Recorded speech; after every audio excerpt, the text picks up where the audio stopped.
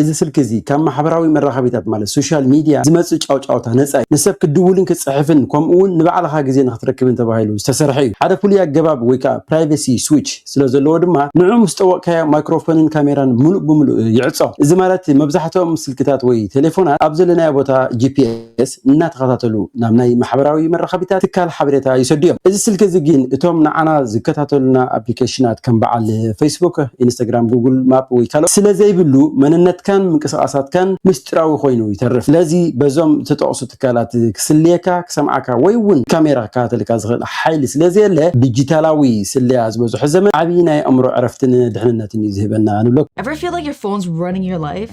Yeah, same. That's why when I heard about the Modita Compact, a phone built to change that, I had to try it. First, something you'll never see on smartphones, it has the slider that instantly cuts off the mic and modem on a hardware level. That means no tracking, no spy.